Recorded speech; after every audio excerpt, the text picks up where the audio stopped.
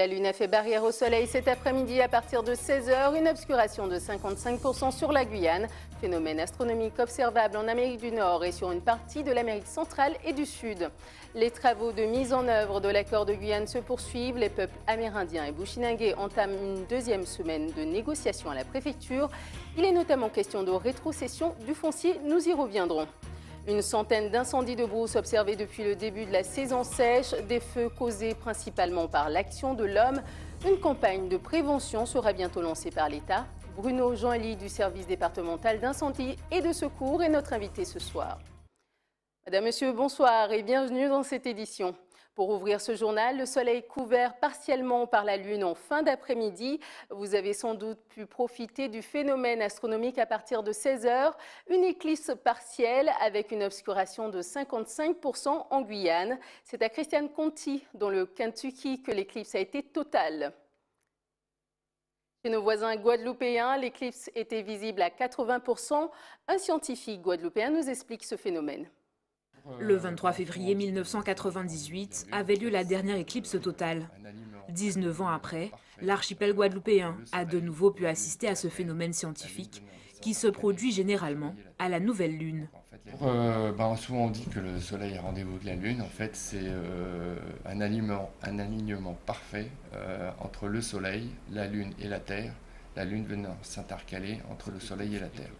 Donc en fait, la lune va obscurcir, cacher la lumière du soleil.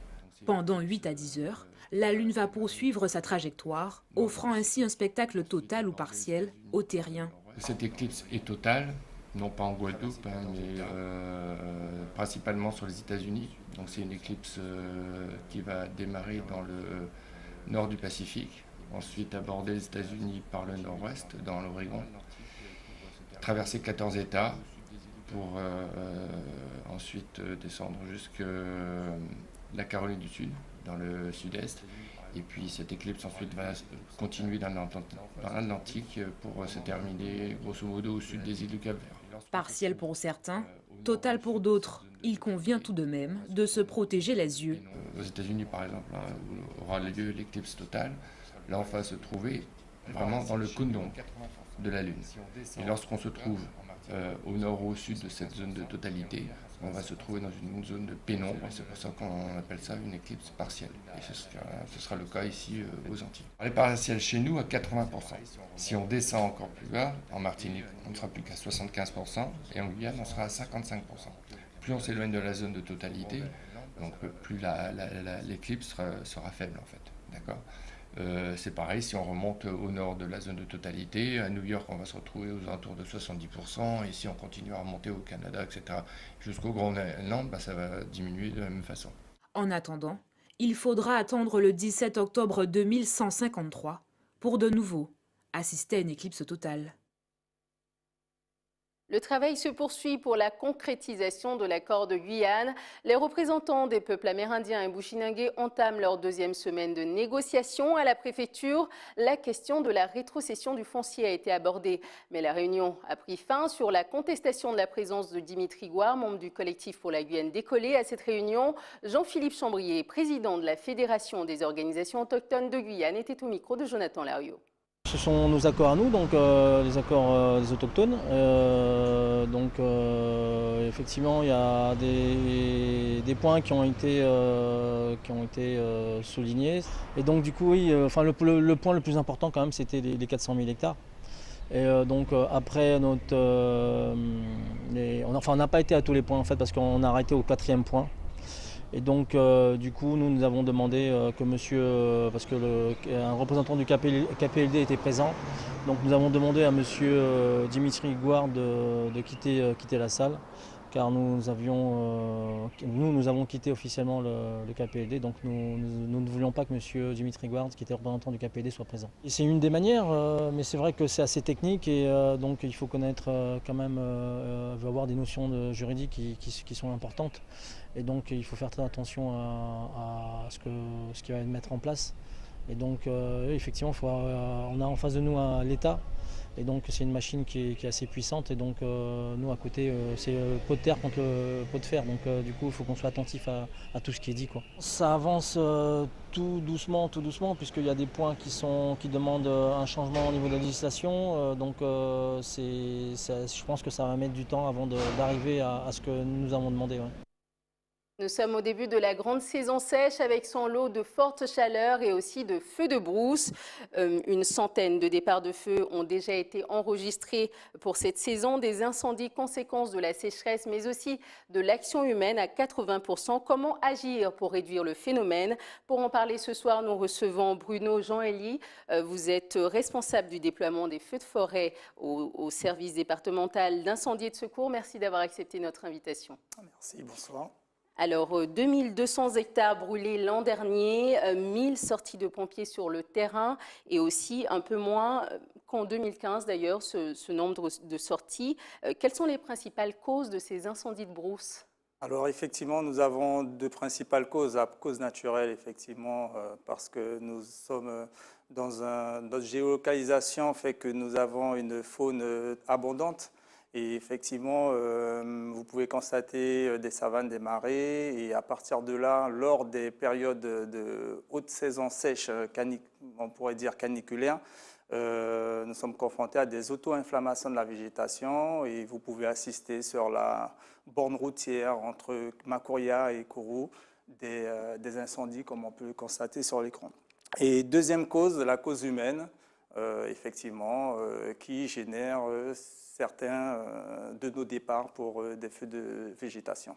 Donc c'est à 80% du fait de l'homme, avec des mégots jetés dans la nature, et aussi des brûlis d'abattis que l'on constate au niveau du SDIS. Quelles sont vos recommandations à ce sujet? Alors, quelles sont mes recommandations d'un point de vue humain? Je demanderai à la population d'être à nos côtés et donc d'éviter toute action qui pourrait générer des débuts de feu, de végétaux, en essayant de ne pas jeter de mégots de cigarettes sur la route parce que cette végétation sera de plus en plus sèche. Il faut savoir qu'à partir du mois de septembre, octobre, nous allons rentrer dans une période rouge, donc une haute saison où la végétation sera plus sensible au début de feux de végétaux.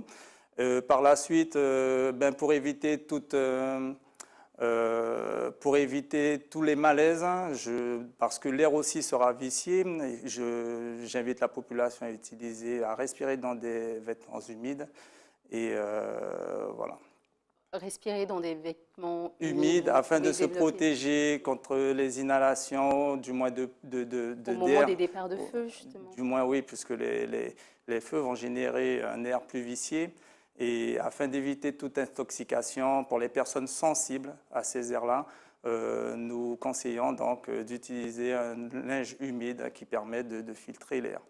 Alors, ces incendies de brousse ont des conséquences sur l'environnement, mais aussi sur l'économie. L'une des grandes incendies constatés l'année dernière, c'était sur la route nationale 1, avec jusqu'à 50 à 70 km défrichés par le feu.